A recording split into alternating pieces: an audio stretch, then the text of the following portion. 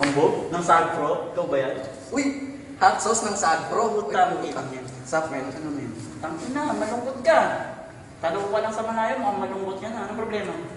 Ano, men? In love ako. In love ka? Kanino? Hindi ko pwede rin sabihin, tol eh. Eh, anong balak mong gawin yan? Ano nga ba? Alam ko na. Ang kailangan mo ay... Papel. Uy! Nice. Teka. Parang may kulang pa. Ang kailangan mo pa ay... Lapis. Nice. Okay. Sagpro na. Baka sagpro pa ng iba. Hambog ng Sagpro Crew.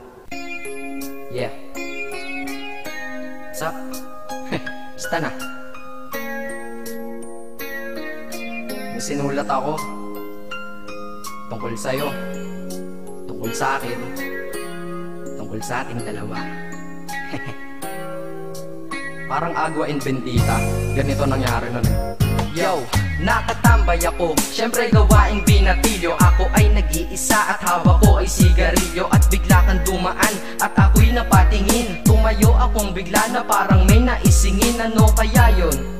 Siguro numero, di ko alam ang gagawin. Bigla akong natuliro.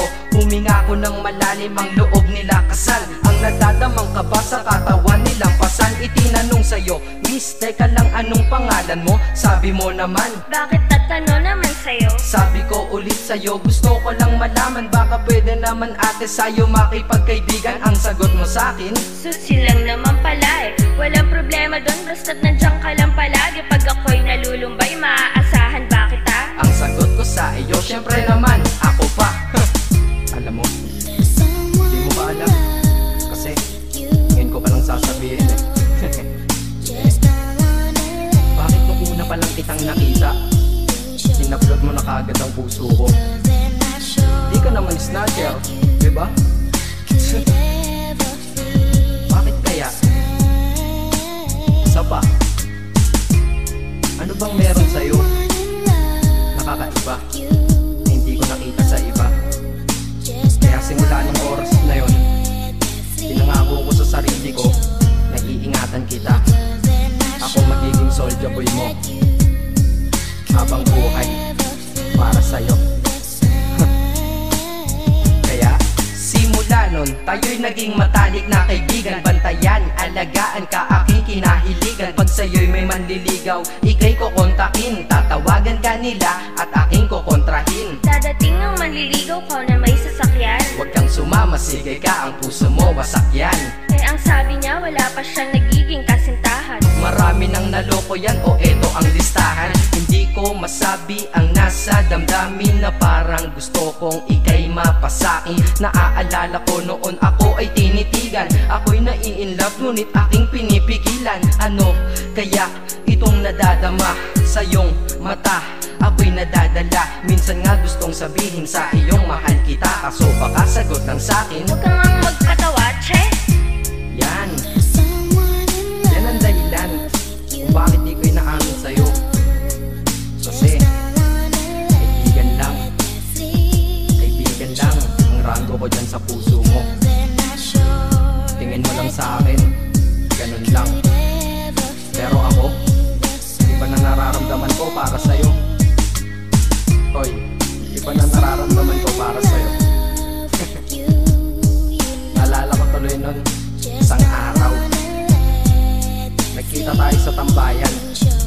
May sasabihin sana akong matindi sa'yo, kaso umatras na naman ang dila ko. Ganito ang nangyari nun eh. Ganito ah. Okay, pakinggan mo.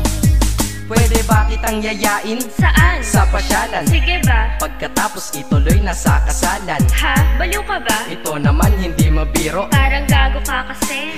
Halika dito, May gusto ka bang sabihin? Tapatin mo nga ako. I-love ka ba? kaibigan lang kita at di tayo talo, diba? Talaga lang ha? Totoo ba yan? Oo nga. Eh ba't lagi mo kung sinusubaybayan? Ganito kasi yan. Sige paliwanag mo. Ayoko lang may tumabi dyan. Saang tabi? Saan pa ba? Eh di dyan sa tabi mo. Bakit nagsiselos ka? Anong pinagsasabi mo? Kunyari ka pa? Kulit naman, oo nga mahal kita. Ngunit bilang kaibigan lang naman, o gets mo na. Okay, sige na, okay narit na ako sa amin. Sige ingat ka, shit, bakit di ko pa inamin? Dang, tama, ganun nga. Di ko alam kung bakit laging ganun.